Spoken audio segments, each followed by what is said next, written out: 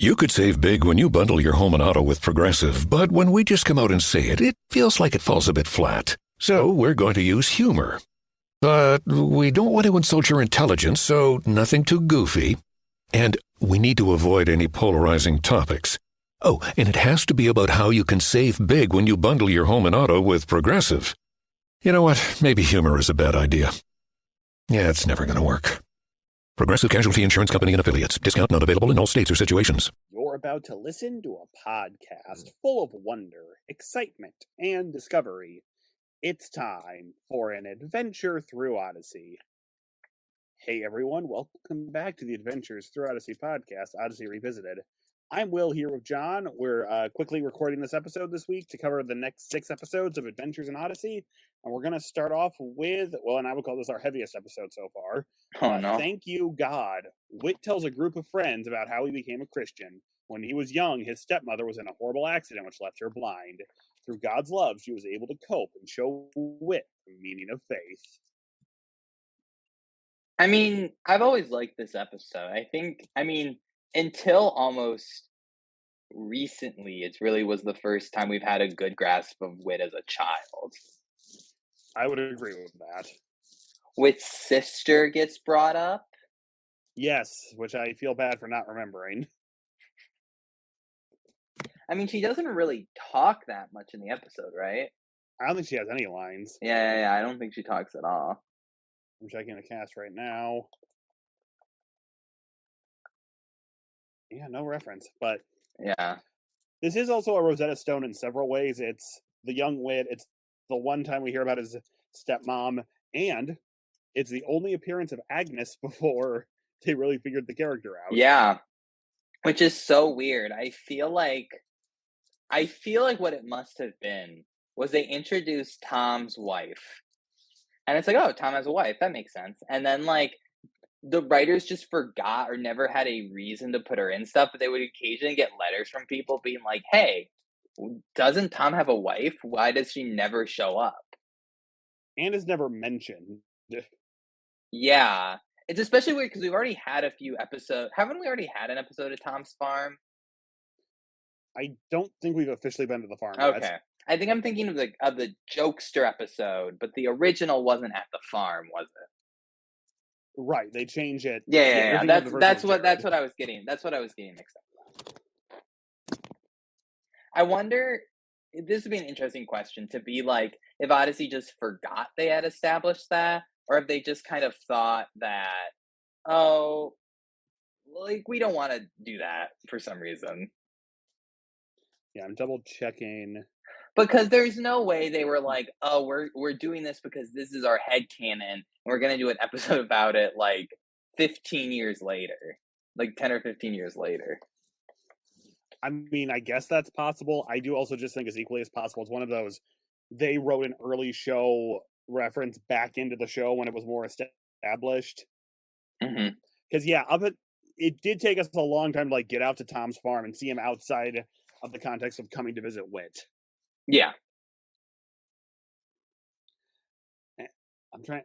Is there anything else? I would say, and I guess this is not the same for everyone. Our family certainly went around the table and said what we were thankful for. But the way the episode opens, as an adult, you read it as Whit's telling this long story because the food isn't ready and he's trying to stall for time. I mean, it is curious if this was compressed down. In reality, is this a 5-minute story that just because we get to see each element of it? Yeah, that is something I've always wondered about. Right? Is this Whit telling the story in real time, and in a lot of shows like this, or are we just seeing the little details because he's probably not telling everybody the exact phrasing of what they said? Exactly. I do think it'd be fun if in a young Whit flashback episode we see his stepmom again. I would agree. Again, another great character in this episode who just kind of vanishes into the background. Yeah. This one makes a little more sense because it's it could only really be a flashback character. Yes, and it does seem to always kind of imply a lot of the young Whit stuff is before he became a Christian. Yeah. I did appreciate the call to Duke University, and the wiki points this out. They moved to Raleigh, but Duke is in Durham, and they're about an hour apart. So was he commuting? That's a good catch. I mean, probably it is a specific choice. Yes. I Maybe mean, that's maybe. a thing a ton of people do, and someone on the writing team was like, "No, no, no, everyone lives here, not in." I mean, that's very possible. Yeah, that's funny. So, yes. And then the first appearance of Rodney. Not that Rodney, though. Different Rodney. Yes. All right. Karen. Donna Barkley tries to cope with her best friend, Karen Crosby, becoming ill with cancer. So this is, don't know if the listeners know. As a child, I had cancer for several years. So this episode was always very deep and emotional, especially for someone who was worried about surviving cancer. I think it does a really, I think it does a lot of things really, really well. Yes. I think I think this is all Christian media, not just Odyssey. It's always a hard thing of how do you deal with someone dying in terms of religious faith, especially someone so Yes. young. Like the dream sequence is interesting. Like the dream sequence, it's like, oh, I don't dislike this dream sequence, but it is like a very like interesting way of looking at it all. Like I Agreed. have something better for you, and it's kind of like right in respects, heaven is better than life on Earth.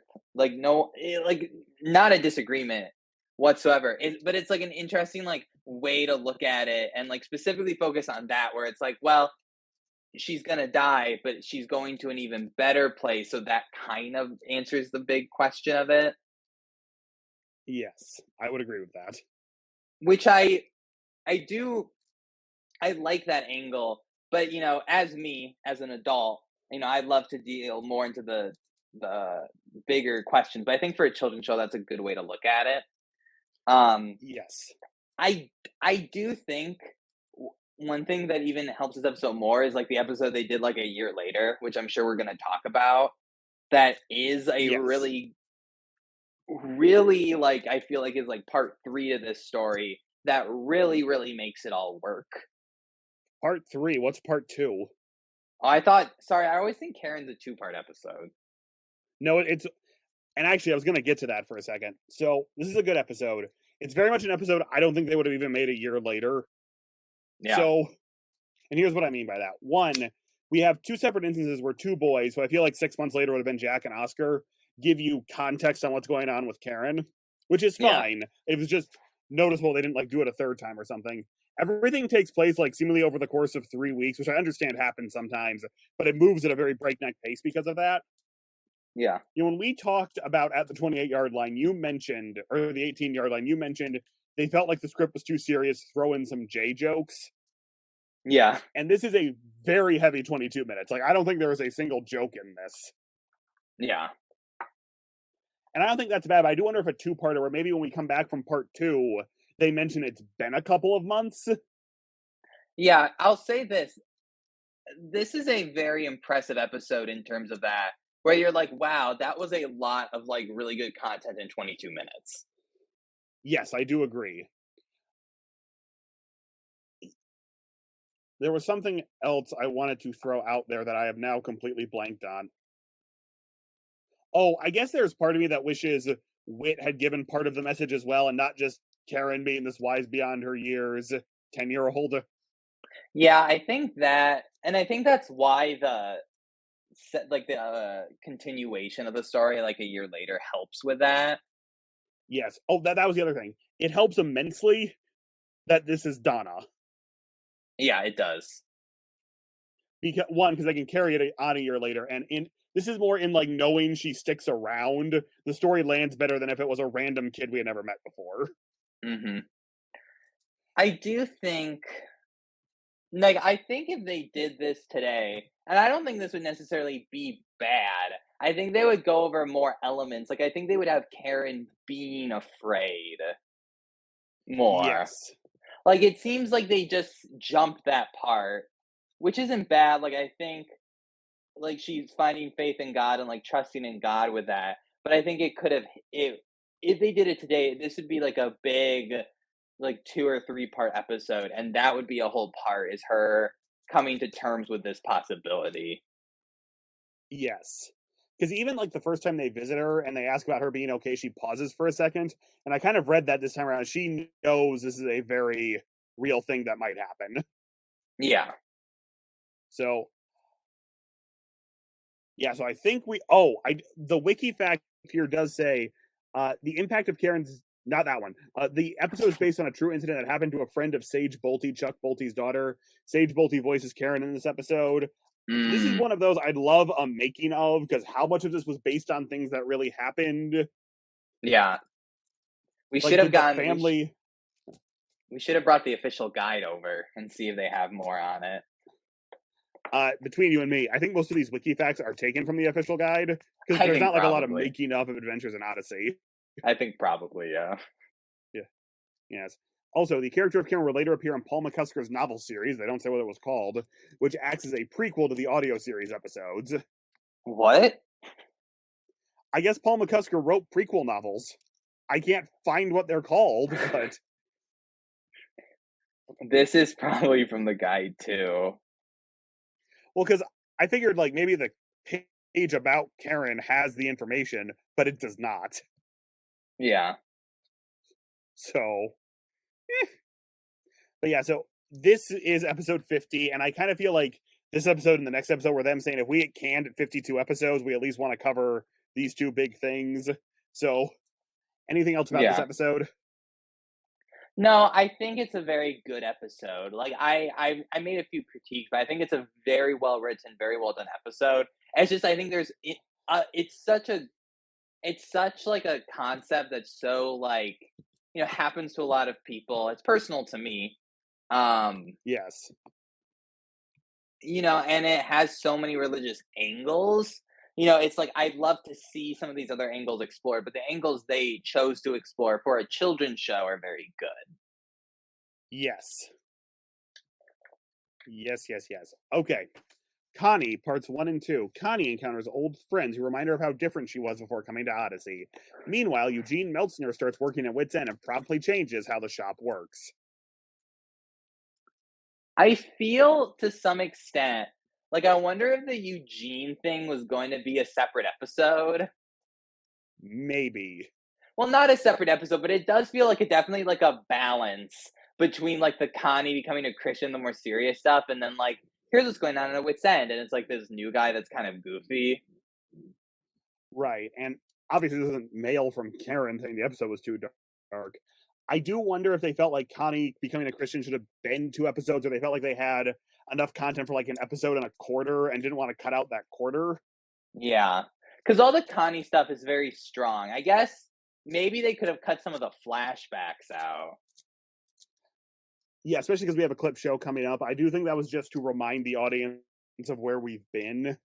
I feel like at this point in Odyssey, they wanted people, except for like the part 1, part 2, to like be able to listen to like these episodes and understand what's going on without any context for anything else.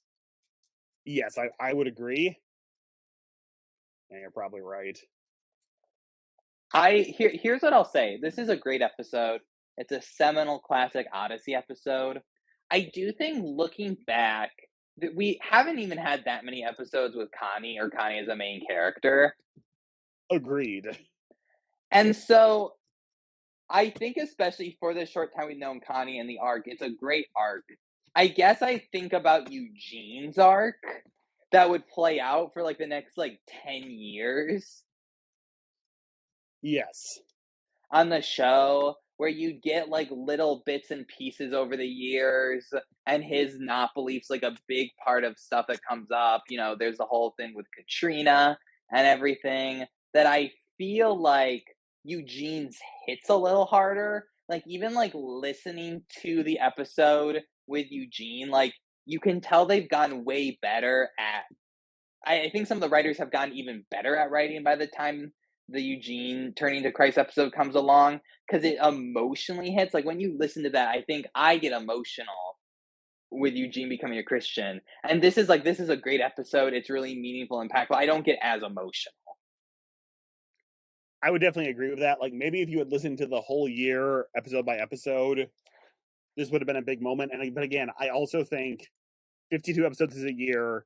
Actually, the Thanksgiving episode was the 1 year anniversary of the show. I'm sure their thought was, if we don't do more episodes, we at least want Connie to become a Christian. Because they do kind of kick it into high gear in the last couple episodes before that happens. Yeah. And to be honest, they do a really good job of like having like Connie, like episodes involving Connie being a new Christian or Connie helping like kids who are like someone who can almost relate to them more. Yes. Like I would 100% agree with that. Yeah, I would, just so the fans don't get upset, I think this is a fantastic episode. I think it's classic. I just think it's interesting listening in it in comparison to Eugene's episode. And that one I just think is even better. Not that this is bad. Yeah, I would also say it is interesting in context of modern Odyssey, where Whit mentions Karen's death affected Connie more than he thought it would, and we don't really see that. Like, it's, Connie's always wanted to go back to California. It's Christmas time, so why wouldn't she be able to go back? It doesn't feel like she's running away from the Karen issue. And maybe if we had one episode subplot touching on that. Yeah, that's very true. Kind of thinking about that, I think it makes sense kind of as this progression system, but yeah, it's at the same time you're just kind of like, oh yeah, like you don't see that much connection, Connie's connection with Karen. But I guess like a young child dying and like affecting a lot of other people where you work would have that same, would at least shake you a little bit. I agree. I'm just saying, again, it's a good episode. There's just a lot of added context now. We're trying to look at these episodes as they aired, but sometimes it's unavoidable. Yeah. I feel like the woman on the plane, I'm surprised, the bus, sorry. I'm surprised they never brought her back for anything. Even in Pamela Has a Problem, you're kind of right. Yeah, like, she's such, like, it almost like, yeah, it's such a specific character, and then, like, I'm like, they never, like, Pamela, famously comes back in that episode, and recently came back. Yes. In a episode that we did not particularly like, and where not. Connie goes upset of people not giving money. Because that's Pamela on the phone, right? I'm not going crazy. No, it's not. No, it is. Yeah. I guess like that's just such an interesting character that you think they would have mentioned it, or they could have had her like show up in Odyssey, and then it's like, oh, she's old friends with Whit. I mean, that feels like something that would happen. Yeah. Calling all Christians who really want to share the good news of Jesus with others, but struggle because you feel intimidated or simply don't know how. Well, now you don't have to sit on the sidelines. You can participate in the mission of God, and Multiply can help. Multiply offers online training to teach you how to share Jesus in your own community. It's easier than you think. To learn more, go to multiply.org. That's multiply.org. Multiply.org. Drivers who switch and save with Progressive save over $700 on average, and those savings add up. Imagine what you could buy in the future. So yeah, I used the savings from switching to Progressive 50 years ago to finally buy my dream car. It's a self-driving flying car, but we just say self-flying now. Because it's the future, and cars fly in the future. So switch to Progressive and save big, because those savings can add up in the future. Progressive Casualty Insurance Company and Affiliates. National annual average insurance savings by new customers surveyed who saved with Progressive in 2020. Potential savings will vary. All right. The Sacred Trust. Lucy promises Heather she will keep a dangerous promise, and Eugene and Connie try to prove who's the better worker. I mean, we had to come down from like those 4 really heavy episodes back to back, so... I know. I feel like, though this is a little bit heavy with the friendship thing. I agree. It is just such a shake. It is. Like, when you were reading, like, let's like, oh, like the Thanksgiving episode, then Karen, and then Connie. Like, that's such like a, I don't know, like, I get having Karen and then Connie if you're having if in their head, and like in their plotting, some of the impetus for Connie being sad is Karen. and like Yes. wanting to leave more. But right, the Thanksgiving episode's pretty heavy. Like, I don't know if this was just like, whoops, we wrote 4 really like deep, heavy episodes. But even like, Yeah, it's kind of. Go ahead. Yeah, I really don't know, but especially because this was like there's this, then a Christmas episode, and this just feels like the odd man out of everything. Yeah, exactly. Is it still like a good episode? Yes. Honestly, if I were listening to these week to week in 1988, I'd probably be glad for a slightly lighter kid adventure romp. It's true. Like, I like this episode. I do think it's telling that like I forgot what this episode was about before I re-listened to it. Well, I remembered it was the one where they go dancing, and Lucy. Well, yeah, well, Lucy breaks the promise. well, right, when I was re-listening to it, it's like, oh yeah, I do remember this stuff happening. But like when I read the description, I'm like, what was the thing with a friend? Like I was like trying to remember it. Yeah, again, not a bad thing. There was something. I'm reading the discussion questions now. I will say they do a very good job making Heather's actions wrong and not just like a weird focus on the family. We think this is wrong. Yeah, it's Specifically true. because they pretended she was a teenager. It wasn't we're being prudes about the, I don't know, skating rink or something. Yeah, they're like, oh, you're like lying about your age, and this could end up very poorly. Yes. All Yeah. right. Yeah, absolutely. Peace on earth. The Barclays forget the true meaning of Christmas. Another kind of downer episode. Yeah, you're right. We needed that. I mean, obviously it ends well and like things work out, but it's like, oh, all their Christmas stuff is stolen. Yes. That's people why you need a dog. Very funny. Well, interestingly, apparently the original concept for this episode was Whit was being too busy to enjoy Christmas, which is like the first 8 minutes of this episode. Then Chuck Bolte came up with the idea of the Barclays getting robbed, and they blended it into one episode. Yeah, Because I will say, it is notable that it feels like the entire first 8 minutes is this A plot about Whit, then a B plot about the Barclays stars, and we never go back to the Whit thing. I think that's very true. I kind of am glad because I do think it would be kind of a more boring episode if it was just about Whit running around. Like, well, I'm sure there would have been more, but yeah. This is also really the first time we've established, as according to the wiki at least, this Whit and Tom relationship where Tom's the only one who can get away with chastising Whit the way he does. It's true. Yeah. I feel like it's funny because I feel like definitely like modern Odyssey, you wouldn't have this happen because I feel like as Odyssey went along, it became more and more like the completely safe small town where like everyone can leave their door unlocked. Yes, I would agree. And so like, and it was already kind of like prefaced on that a little bit, like that was the feel of the town. And so it is a little jarring that you're like, would this actually happen in Odyssey? I would agree with that. I mean, also, and maybe I'm wrong, do people get robbed that often on Christmas anymore? I don't know. I mean, maybe it doesn't happen a lot, but some of these episodes make it sound like it was an epidemic in the 80s. I'm sure, I wouldn't know for sure. My assumption would be like it was always a big news story when it did happen. Okay, yeah, that makes sense.